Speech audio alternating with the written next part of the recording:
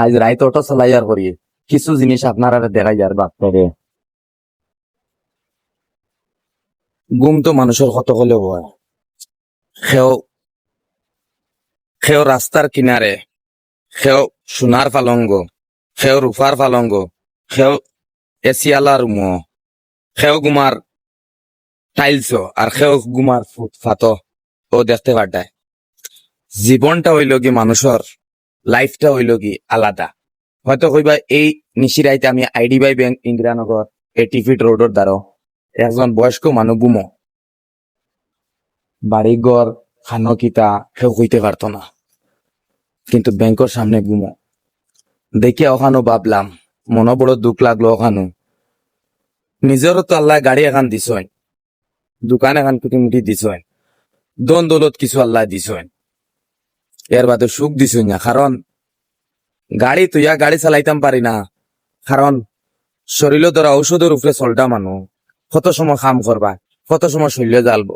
কারণ নিজে হইলাম কি কম বয়স অল্প বয়স মেহনতি মানুষ, নিজের জীবনটা মেহনত করিয়া আর এখন বয়স যখন বালা করি বয়স হইছে না আমার, কিন্তু ও বয়স বুঝা দিয়া জানো ধরি লাইছে। কারণ মেহনত আগে করছে, মেহনত করার বাদে মানুষের শরীর ধরি লায় আর এখন খাম খাস কিছু করার মূল লাগে না।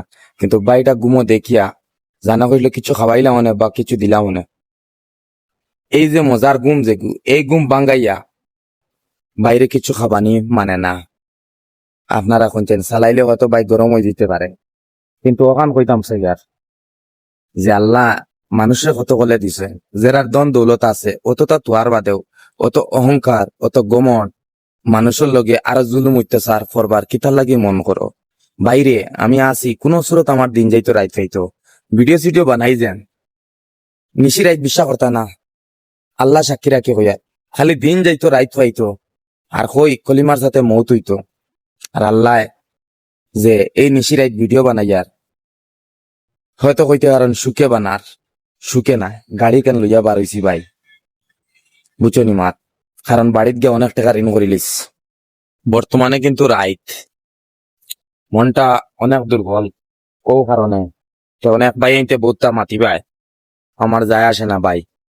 কিছু জিনিস আর এই ফিলিংস ওখানে মনে রাখিও, দন থাকতে দন যাবাইও না, দন রে রেসপেক্ট দিও, দুনিয়ার মানুষের ইজ্জত করিও, ওগুলো মানবতা।